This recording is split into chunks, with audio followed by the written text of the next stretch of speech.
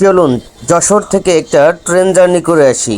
Phultala station থেকে যশোর স্টেশনে আমাদের আজকের এই ট্রেন যাত্রা। আমাদের গন্তব্যস্থান যশোর বিএলসি অর্থাৎ যশোর ব্র্যাক লার্নিং সেন্টার।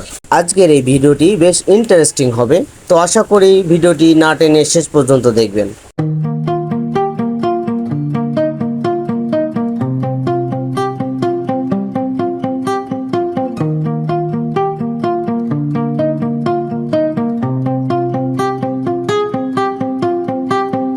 তো প্রথমে আমরা ফুলতলা স্টেশনে গিয়েছিলাম।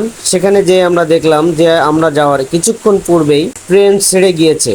পরবর্তী ট্রেন যেটি আছে যশোরের সেটি নওপাড়া দাঁড়াবে। তো আমরা ফুলতলা থেকে সিএনজি করে নওপাড়াতে গেলাম। সেখান থেকে আমরা যশোরের ট্রেনে উঠলাম এবং যশোরে গিয়ে যশোর স্টেশনে নামলাম। সেখান থেকে একটি রিক্সা নিয়ে আমাদের গন্তব্য বিএলসি তে রওনা হলাম। যাওয়ার পথে ভাই রে ভাই, রাস্তা এত ভাঙা কি বলবো। এমনিতে রাস্তা ভাঙা, আরো বৃষ্টি হয়েছে, রাস্তায় পানি জমে খুবই ভয়াবহ অবস্থা। তারপর আমরা ভালো রাস্তায় চলে আসলাম। আর এই জায়গাটির নাম যশোর কোটের মোড়। এই কোটের মোড়ের আশেপাশে অনেক সুন্দর পরিবেশ। আমরা রিক্সায় যেতে যেতে সেই পরিবেশ উপভোগ করছিলাম। যশোর কিন্তু বাংলাদেশের ভেতর সর্বপ্রথম ডিজিটাল জেলা। যশোর আসলেই অনেক উন্নত। যশোরে বেশ ঐতিহ্যবাহী স্থাপনা রয়েছে এবং এর আশেপাশের পরিবেশ অনেক সুন্দর। যশোর যেমন ফসল উৎপাদনে এগিয়ে রয়েছে, তেমন সৌন্দর্যের দিক থেকেও অনেকটা এগিয়ে রয়েছে। যশোর খুবই মনোরম পরিবেশের একটি শহর। রিক্সায় করে যশোরের এই মনোরম পরিবেশ দেখতে দেখতে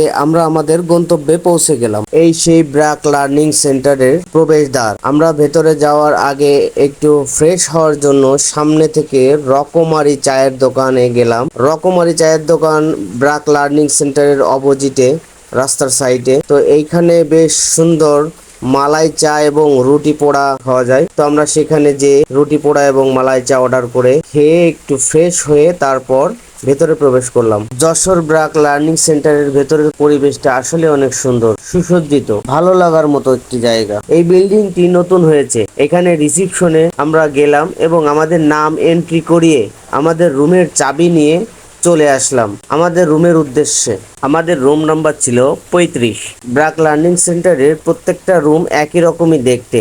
এর ভেতরে প্রবেশ করতে আসলে মনটা ভালো হয়ে গেল। বেশ সুন্দর পরিবেশ। ভেতরে দুইটা বেড রয়েছে দুইজনের থাকার জন্য এবং এর ভেতরে আগে থেকেই সবকিছু দেওয়া রয়েছে। যেহেতু আমরা 2 দিন 2 রাত এখানে অবস্থান করব, সেহেতু আমাদের জন্য সবকিছুই এখানে দেওয়া রয়েছে। আগের বার রুমে এসি ছিল, কিন্তু এইবার রুমটাতে এসি নাই, কিন্তু তারপরও ভেতরে বেশ ঠান্ডা পরিবেশ এবং সবকিছু বেশ গোছানো। একটা কথা বলতে ভুলেই গিয়েছি, যার সাথে আমি এই সুন্দর জার্নিটি করলাম সে আমার ছোটবেলার বন্ধু নাজমুল হুদা। নাজমুল আর আমি এই জার্নিটি করলাম এবং এই লার্নিং সেন্টারে আমরা আগামী 2 দিন 2 রাত অবস্থান করব এবং পরবর্তীতে আমরা খুলনার উদ্দেশ্যে রওনা হব। তো সকলে ভালো থাকবেন, সুস্থ থাকবেন, আর অবশ্যই ভিডিওতে লাইক, কমেন্ট এবং একটা শেয়ার দিয়ে যাবেন।